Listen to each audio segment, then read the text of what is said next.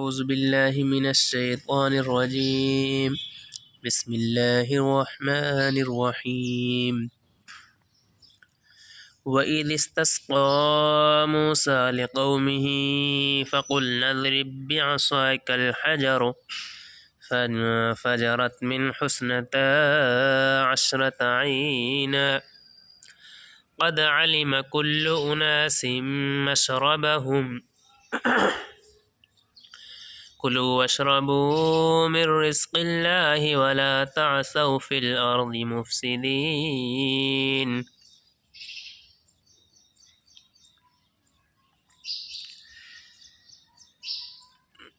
اور وہ زمانہ یاد کرو جب حضرت موسیٰ نے پانی کی دعا مانگی اپنے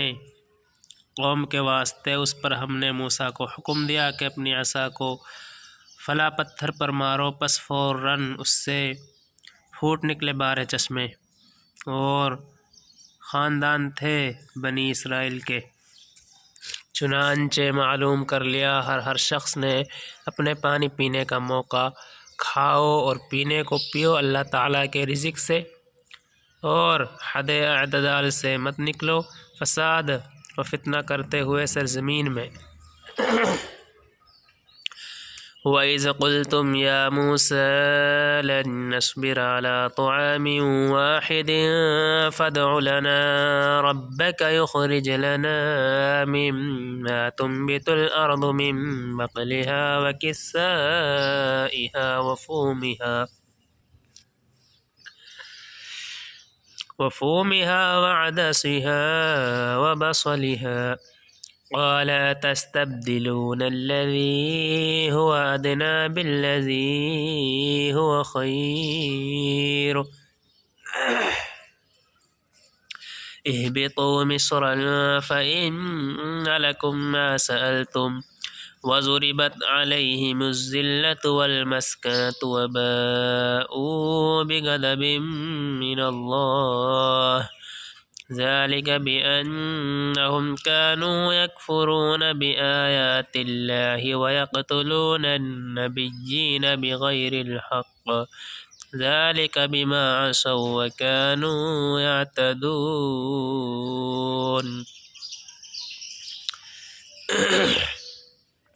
اور جب تم لوگوں نے یوں کہا کہ موسیٰ روز کے روز ہم ایک ہی قسم کے کھانے پر کبھی نہ رہیں گے، آپ ہمارے واسطے اپنے پروردگار سے دعا کریں کہ وہ ہمارے لیے ایسی چیزیں پیدا کریں جو زمین میں اگا کرتی ہیں، ساگ ہو، ککڑی ہو، گیہوں ہو، مسور، ساگ ہوا، ککڑی ہوئی، گیہوں ہوا، مسور ہوئی، اور پیاز ہوئی۔ تو آپ نے فرمایا کیا تم عوض میں لینا چاہتے ہو ادنا درجے کی چیزوں کو، چھوٹی چیزوں کو، ایسی چیز کے مقابلہ میں جو اعلیٰ درجے کی یعنی اونچا درجے کی ہے؟ کسی شہر میں جا کر اترو، وہاں البتہ تم کو چیزیں ملیں گی جن کی تم درخواست کرتے ہو، اور جم گئی ان پر آفت، ان پر ذلت اور پستگی، دوسروں کی نگاہ میں قدر، اور خود ان میں اولو العزم نہ رہی اور مستحق ہو گئے غضب الہی کے۔ اور یہ اس وجہ سے ہوا کہ وہ لوگ منکر ہو جاتے تھے احکام الہیہ کے، اور قتل کر دیا کرتے تھے پیغمبروں کو ناحق، اور نیز یہ اس وجہ سے ہوا کہ ان لوگوں نے اطاعت کی اور دائرہ اطاعت سے نکل جاتے تھے۔ یہ تحقیقی بات ہے کہ مسلمان اور یہودی اور نصارہ اور قرضہ صائبین، ان سب میں جو شخص یقین رکھتا ہو اللہ تعالیٰ کی ذات، صفات اور روز قیامت پر، اور کارگزاری اچھی کرو ایسو کے لیے ان کا حق الخدمت بھی ان کے پروردگار کے پاس، اور وہاں جا کر کسی طرح کا اندیشہ بھی نہیں ان پر، اور نہ وہ مغموم ہوں گے۔ ان الذين آمنوا والذين هادوا والنصارى والصابئين من آمن بالله واليوم الآخر وعمل صالحا فلهم أجرهم عند ربهم ولا خوف عليهم ولا هم يحزنون۔ وَإِذْ أَخَذْنَا مِيثَاقَكُمْ وَرَفَعْنَا فَوْقَكُمُ الطُّورَ خُذُوا مَا آتَيْنَاكُمْ بِقُوَّةٍ وَاذْكُرُوا مَا فِيهِ لَعَلَّكُمْ تَتَّقُونَ۔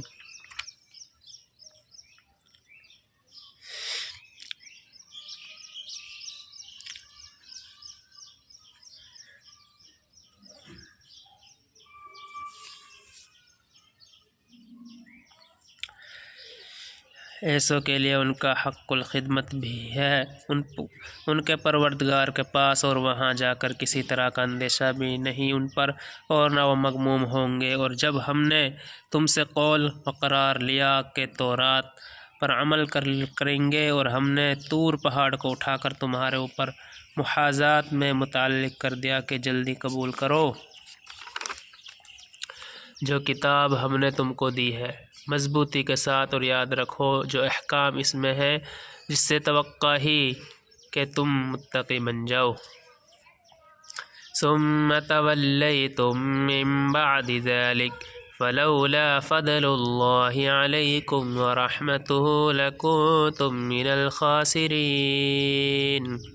پھر تم اس قول و قرار کے بعد بھی اس سے پھر گئے، سو اگر تم لوگوں پر خدا تعالیٰ کا فضل اور رحم نہ ہوتا تو تم ضرور فوراً تباہ اور ہلاک ہو جاتے۔ وَلَقَدْ عَلِمْتُمُ الَّذِينَ اعْتَدَوْا مِنكُمْ فِي السَّبْتِ فَقُلْنَا لَهُمْ كُونُوا قِرَدَةً خَاسِئِينَ۔ اور تم جانتے ہو ان لوگوں کا حال جنہوں نے تم پر سے شروع سے تجاوز کیا تھا، دوبارہ اس حکم کے جو یوم ہفتہ کے متعلق تھا، سو ہم نے ان کو کہہ دیا کہ تم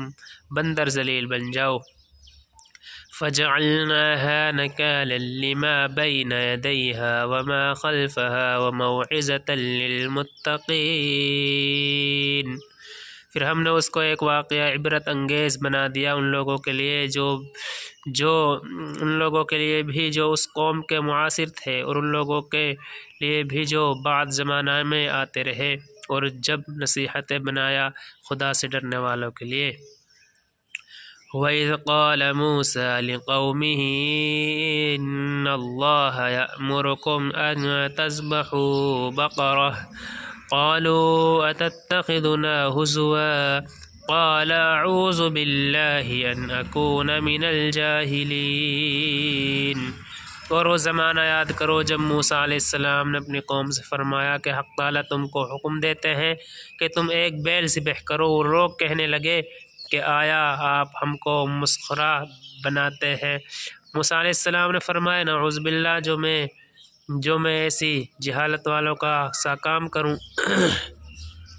قالوا ادع لنا ربك يبين لنا ما هي قال إنه يقول إنها بقرة لا فارض ولا بكر عوان بين ذلك فافعلوا ما تؤمرون۔ وہ لوگ کہنے لگے کہ آپ درخواست کیجیے اپنے رب سے کہ ہم سے بیان کر دے کہ اس بیل کے اوصاف کیا ہیں۔ آپ نے فرمایا وہ یہ فرماتے ہیں کہ وہ ایسا بیل ہو کہ نہ بالکل بوڑھا ہو نہ بہت بچہ ہو بلکہ پٹھا ہو، دونوں عمروں کے وسط میں۔ سو اب زیادہ حجت مت کیجیے بلکہ کر ڈالو جو کچھ تم کو حکم ملا ہے۔ قالوا ادع لنا ربك يبين لنا ما لونها قال إنه يقول إنها بقرة صفراء فاقع لونها تسر الناظرين۔ کہنے لگے اچھا یہ بھی درخواست کر دیجئے ہمارے لیے اپنے رب سے کہ ہم سے یہ بھی بیان کر دے کہ اس کا رنگ کیسا ہو۔ آپ نے فرمایا کہ حق تعالیٰ یہ فرماتے ہیں کہ وہ ایک زرد رنگ کا بیل ہو جس کا رنگ تیز زرد ہو کہ ناظرین کو فرحت بخش ہو۔ قالوا ادع لنا ربك يبين لنا ما هي إن البقرة تشابه علينا وإنا إن شاء الله لمهتدون۔ کہنے لگے کہ اب کی بار اور ہمارے خاطر اپنے رب سے دریافت کر دیجئے کہ ہم میں سے بیان کر دے کہ اس کے اوصاف کیا کیا ہوں، کیونکہ ہم کو اس بیل میں قدر اشتباہ ہی، اور ہم ضرور انشاءاللہ اللہ تعالیٰ کی رب اب اللہ تعالیٰ اب کی بار ٹھیک سمجھ جاویں گے۔ قال انه يقول انها بقرة لا ذلول تثير الارض ولا تسقي الحرث مسلمة لا شية فيها قالوا الآن جئت بالحق فذبحوها وما كادوا يفعلون۔ موسیٰ علیہ السلام نے جواب دیا کہ حق تعالیٰ یوں فرماتے ہیں کہ وہاں نہ تو ہل میں چلا ہو جس سے زمین جوتی جاوے، اور نہ اس سے زراعت کی آبپاشی کی جائے، غرض ہر قسم کے عیب سے سالم ہو اور اس میں کوئی داغ نہ ہو۔ یہ سن کر کہنے لگے کہ اب آپ نے پوری بات فرمائی، پھر اس کو ذبح کیا اور ان کی حجتوں سے بظاہر کرتے ہوئے معلوم نہ ہوتے تھے۔ اللہ تعالیٰ جو اس کلام پاک میں کمی کوتاہی ہے، معنوں میں کمی کوتاہی ہوئی ان کو معاف فرما۔